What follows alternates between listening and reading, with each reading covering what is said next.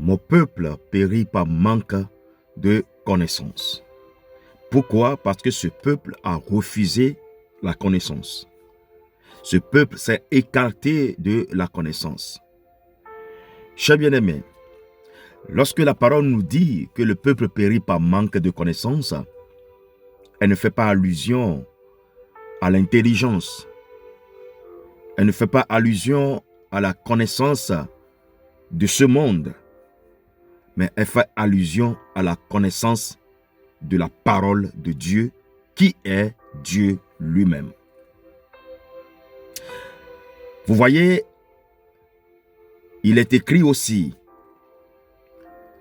que l'Esprit consolateur, quand il sera là, c'est l'Esprit de vérité. Il vous conduira dans toute la vérité. Et il ne parlera pas de lui-même, mais il vous dira tout ce qu'il aura attendu de notre Seigneur Jésus-Christ, qui est la parole. Et il va vous dire aussi les choses à venir. Mais tu ne peux pas avoir cet esprit si glorieux, si puissant. Tu ne peux jamais l'avoir sans avoir la parole qui est notre Seigneur Jésus-Christ. C'est pourquoi Osée 4 nous dit cela que mon peuple périt par manque de connaissance. Ou, dans une autre version, mon peuple est détruit par manque de connaissance. Celui qui ne connaît pas Dieu a manqué l'essentiel. La connaissance dont on parle, c'est celle qui est liée à Dieu, notre Créateur. Comment nous qui sommes la créature, nous qui sommes les créatures, nous allons nous séparer du Créateur?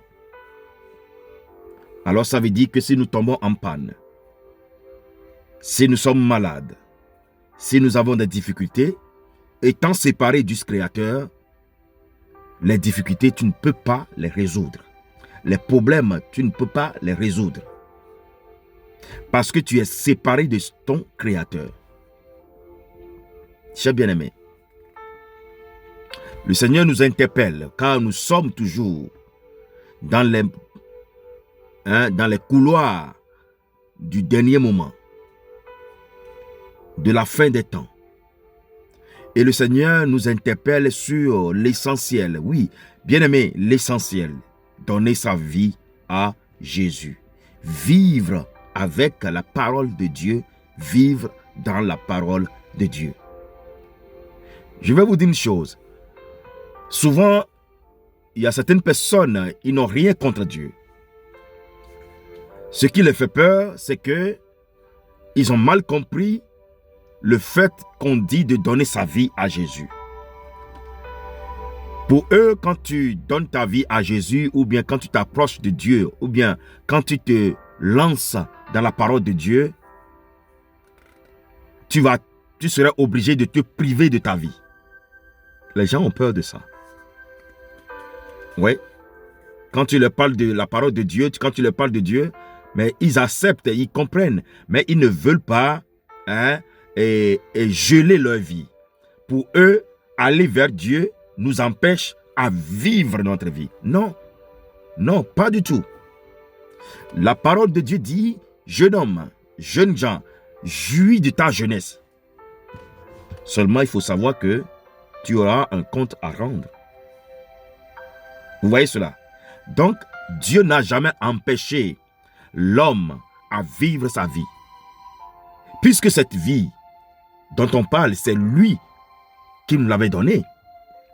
Tu vas me dire, non, bon, de toute façon, voilà, c'est la religion qui nous a mal expliqué des choses. Alors, jeune homme, je te dis une chose, donne ta vie à Jésus. Je suis jeune comme toi. Oui, c'est vrai que je ne suis pas trop jeune, mais je suis jeune. Comme toi. Alors, je te dis, le fait que j'ai laissé ma vie à Christ, à Jésus, ne m'empêche pas de vivre ma vie. Le fait, c'est que nous avons une mauvaise compréhension sur les choses. C'est la religion qui nous a trompés là-dessus. C'est la religion qui te fait croire que tu dois être privé de ta vie pour servir Dieu. Non, c'est faux. C'est faux. Je vais vous dire une chose. Le désir que tu as en toi, c'est Dieu qui l'a mis en toi. Oui, c'est tout. C'est Dieu lui-même qui a mis ses désirs en toi. Puisque toi-même, en général, de la tête aux pieds, tu es créé par Dieu.